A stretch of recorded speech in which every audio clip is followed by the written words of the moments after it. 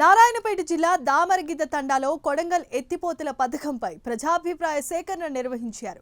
అదనపు collector Srinu, RDO Ramachandra Naik ప్రజలు, రైతుల నుంచి అభిప్రాయాలను, అభ్యంతరాలను సేకరించారు. ప్రాజెక్టుకు అందరూ ముక్త కంఠంతో సహకరిస్తామని, స్వచ్ఛందంగా తమ భూములు అప్పగిస్తామని అధికారులకు చెప్పారు. ప్రాజెక్టు పనులను వేగవంతం చేసి త్రాగు, సాగునీరు అందించాలని అధికారులను కోరారు. ఈ కార్యక్రమంలో రైతులు, భూ నిర్వాసితులు, అధికారులు అధిక సంఖ్యలో పాల్గొన్నారు.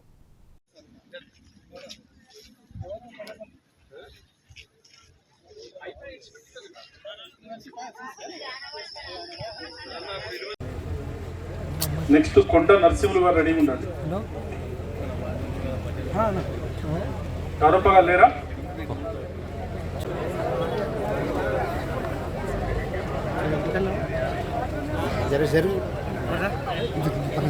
అది ఒక చిన్న మూలట కూడా కోసం ప్రణాళికలు రచించండి. దానికి మేమంతా ఈ ప్రాంత ప్రజలంతా కూడా తప్పకుండా అండగా ఉంటాం. ఈ పథకానికి ఎట్లయితే అండగా ఉన్నామో ఈమె చాలా తక్కువ పోయినా కూడా చేపల పెంపకం కానీ, పాడి పరిశ్రమ కానీ, అదేవిధంగా ఏమన్నా అవకాశం ఇస్తారని ఈ అధికారులను నేను అడుగుతున్నాం సార్. ఎందుకంటే మాకు మన్నెంకొండ నుంచి ఏ ఒక్క పైప్ లైన్ లీక్ అయినా కూడా మరి వాటర్ ఆగిపోవడం చాలా ఉంది.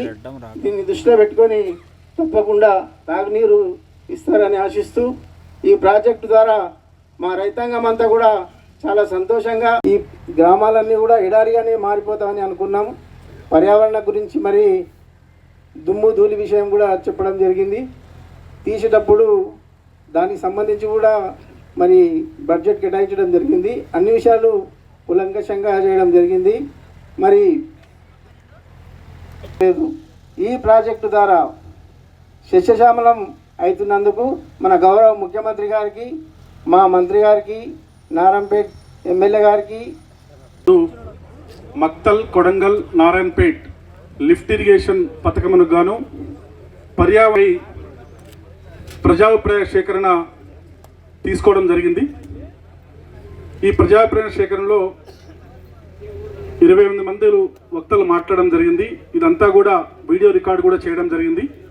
మాట్లాడినటువంటి అంతా కూడా మనకు పీసీబీ బోర్డుకి యాస్టీస్గా పంపడం జరుగుతుంది మినిట్స్తో పాటు.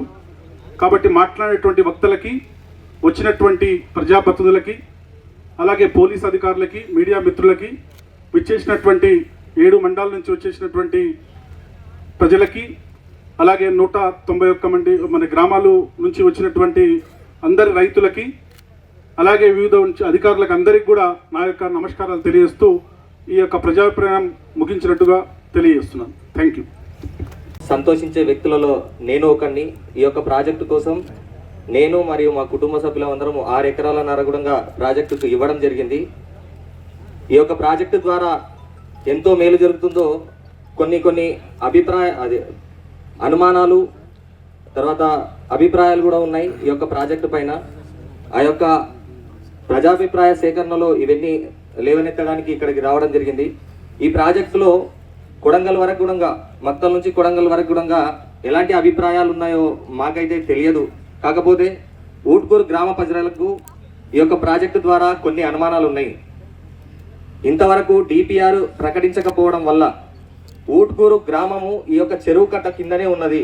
ఇప్పుడు ఆ యొక్క చెరువు కట్ట పెంచుతారో లేకపోతే ఇంకా చెరువు పూడికలు తీస్తారో తెలియని పక్షంలో గత కొన్ని ఏళ్లుగా ఈ వర్షాలు పెరుగుతున్న కారణంగా, అత్యధిక వర్షపాతం కారణంగా ఊట్కూరు గ్రామం ఇప్పటికీ గోపాల్ నాయక్ గారు వచ్చేసి డస్ట్ అంటే ఇక్కడ దాని గురించి 1 కోటి 50 లక్షల డబ్బు ఆల్రెడీ ప్రొవిజన్ పెట్టామండి. 3 కోట్ల ఏదైతే ట్యాంకర్ ద్వారా ఎక్కడెక్కడ పని జరుగుతుందో అక్కడంతా ఈ స్ప్రింకిల్ చేస్తారు. వాటర్ చల్లడం వల్ల ఈ డస్ట్ ఇబ్బంది లేకుండా, తద్వారా ఏంటంటే పక్కనున్న పొలాల్లో ఏమైనా పడి వాళ్ళ నాశనం కాకుండా అయితే జరుగుతుందండి. తర్వాత ట్రాఫిక్ గురించి అడిగారు. అంటే హెవీ వెహికల్స్ వస్తాయి కాబట్టి ఇలాంటివి ఒక 6-7 లొకేషన్స్లో క్రిటికల్గా ఉన్న లొకేషన్స్ అన్నింటినీ ఐడెంటిఫై చేసాము. దాంట్లో ట్రాఫిక్ ఐలాండ్స్ క్రియేట్ చేసి, అంటే ప్రాజెక్ట్ కన్స్ట్రక్షన్ కన్నా ముందే ట్రాఫిక్ ఎలా డైవర్ట్ చేయాలి, ఎవరికి విలేజెస్కి ఇబ్బంది లేకుండా అన్నది కూడా సపరేట్ ప్లాన్ చేశాము. దీనికి కూడా బడ్జెట్లో కేటాయించడం జరిగిందండి 50 లక్షలు. దాని తర్వాత దాని తర్వాత వచ్చేసి కొంతమంది ఈ ఎంప్లాయ్మెంట్ గురించి అడిగారండి. ఈ ప్రాజెక్టులో దాదాపుగా ఏంటంటే 3,000 మంది కార్మికులు అవసరం అవుతుందండి త్రూఅవుట్ 2 to 3 years కన్స్ట్రక్షన్ పీరియడ్గా నిర్ణయించబడింది. దీంట్లో ఏంటంటే మేము డిపిఆర్లో పొందుపరిచామండి. లోకల్ వాళ్ళకి ప్రాధాన్యత ఇవ్వవలసిందిగా రాయడం జరిగిందండి. దాని పరంగానే వీళ్ళు ఇరిగేషన్ క్యాడ్ నుంచి కానీ తర్వాత డిస్ట్రిక్ట్ కలెక్టర్ కానీ తీసుకుంటారండి, చర్యలు తీసుకుంటారు. దీని తర్వాత ఒక ఉట్కూరు దగ్గర ఇప్పుడు అడిగినట్టు ఏంటంటే ఇప్పుడు కొన్ని జింకలు కొన్ని ఇవి ఉన్నాయని చెప్పారండి. ఏదైతే పీకాక్స్ అంటే నెమళ్ళు ఉన్నాయని, వీటికి ఏంటంటే ఒకవేళ చెరువు ఎన్హాన్స్ చేసిన ప్లాంటేషన్ ఎక్సెసివ్గా చేస్తున్నారు. 54,500 చెట్లు నాటుతున్నారు. దీనివల్ల ఇంకా పెరుగుతుంది కానీ తగ్గదు. దీనికి 3.9 కోట్ల డబ్బు కూడా ప్రొవిజన్ పెడుతున్నారు ప్రాజెక్టులో. ఇక్కడ చెప్తున్నట్టు ఏదైతే మరేం పెద్ద అడవుల ప్రాంతం కాదు, నల్లమాల కాదు, ఉన్నదంతా కూడా మైదాన ప్రాంతంలో ఉన్నటువంటి భూములే. ఇక్కడ ఏం పులులు కానీ సింహాలు కానీ జంతువులు కానీ అట్లాంటి దానికి నష్టం చేయ అవకాశం కూడా లేదు. పొల్యూషన్ కూడా అయ్యే అవకాశం కూడా లేదు. కాబట్టి వచ్చినటువంటి అధికారులకు మేమంతా కూడా ప్రాజెక్టు విషయంలో ఎవరికి కూడా భిన్నాభిప్రాయం లేదు. ఈ ప్రాంతంలో వెంటనే ప్రాజెక్టు పనులు చేపట్టే విధంగా కూడా మీ అభిప్రాయం కూడా ప్రభుత్వానికి తెలియజేయాలంటే ఇక్కడ ఉన్నటువంటి ప్రజల యొక్క అభిప్రాయం బలంగా ఈ ప్రాజెక్టు వెంటనే చేపట్టి ఈ ప్రాంతాన్ని నీటిచ్చే రకంగా చూడాలని చెప్పి ఎక్కడ ఎలాంటి ఆటంకాలు కూడా ఈ ప్రాంత ప్రజలు ఎవరు కూడా రైతులు కానీ ప్రజాప్రతినిధులు కానీ రాజకీయాలకు అతీతంగా అందరూ కూడా ఏకాభిప్రాయంతో ఈ ప్రాజెక్టుకు మద్దతు ఇవ్వడం జరిగింది.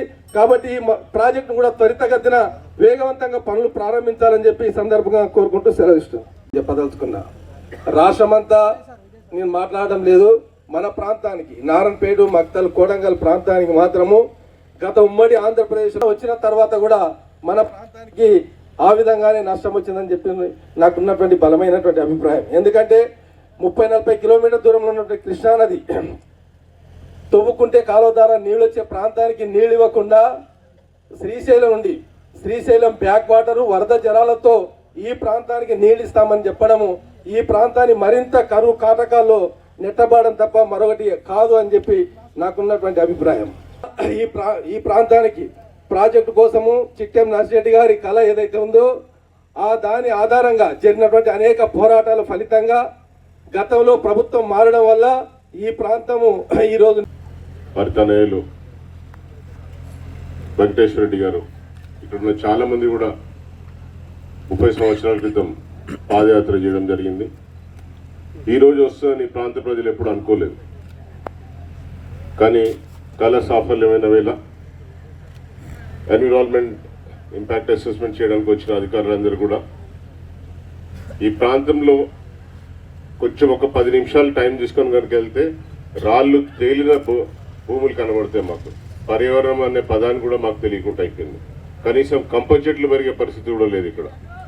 సో ఫైనల్గా కంక్లూజన్ చెప్పాలంటే వన్యం లేదు, వన్య ప్రాణులు లేవు. గతంలో ఒక సోదరుడు కొన్ని చెప్పారు, జింకలనే అంత ప్రాంతంలో ఇక్కడ తిరుగుతూ ఉంటాయి అక్కడక్కడ. సో పర్టికులర్గా ఒక ఏరియా ఒక జోన్ నెమళ్ళు జింకలను కాదు, అది న్యాచురల్ హ్యాబిటాట్ కింద గ్రామాల్లో ఉంటాయి, గ్రామ చుట్టూ ప్రాంతాల్లో కూడా ఉంటాయి, పొలాల్లో ఉంటాయి, తిరుగుతూ ఉంటాయి. కంటిన్యూస్ ఎక్కడైతే గడ్డి ఉంటుందో కొంచెం వర్షం పడి ఉంటే అవి వాటి ఆహార నిమిత్తం కంటిన్యూస్గా తిరుగుతాయి. ఒకటే దగ్గర ఒక ప్రాంతంలో ఉండడం జరగదు. కాబట్టి దాని గురించి ఈ ప్రాజెక్ట్ వచ్చినా కూడా దాని ఇంపాక్ట్ ఏమి ఉండదు వన్యప్రాణుల మీద. సో ఖచ్చితంగా ఇంకా నీళ్లు ఉంటే వన్యప్రాణుల సంపద పెరిగే అవకాశం ఉంది. చెరువులు పెరిగినా తద్వారా పచ్చదనం వచ్చినా కూడా ఆర్థిక వ్యవస్థ కూడా ఈ ప్రాంతానికి బాగుంటుంది. నష్టపరిహారం ఇవ్వలేదు, అదేవిధంగా నూతన గ్రామం ఏర్పాటు చేయలేదు. మీ అందరితో కోరుకుంటున్నది అదొక్కటే విషయం. వెంబడే మా యొక్క భూత్పూర్ గ్రామాన్ని పునరావాస గ్రామంగా ఏర్పాటు చేస్తూ ఇళ్లకు నష్టపరిహారం ఇవ్వాలని కోరుకుంటూ ఈ యొక్క కొడంగల్ ఎత్తిపోతల పథకం ప్రారంభించినందుకు ఎలాంటి ఇబ్బందులు లేవు కాబట్టి అందరూ బాగుపడాలి, అందులో మేముండాలి. కాబట్టి ఆ విధంగా మీరందరూ ముందుకెళ్తారని కోరుకుంటూ ముగిస్తున్నాను. జై హింద్, జై తెలంగాణ, జై భారత్. పర్యావరణ సమావేశానికి ముఖ్యము ఇటీ సమావేశానికి కలెక్టర్ గారు ద్వారా ఒక కమిటీ జల సాధన సమితి అని ఆధ్వర్యంలో ఈ ప్రాంతానికి పెద్ద ఎత్తుల అన్ని రాజకీయ పార్టీల మద్దతుతో ఈ ప్రాంతం అభివృద్ధి కొరకు ఈ ప్రాంతానికి తాగునీరు సాగునీరు రావాలని మేము పెద్ద ఎత్తున ఆందోళన చేయడం జరిగింది.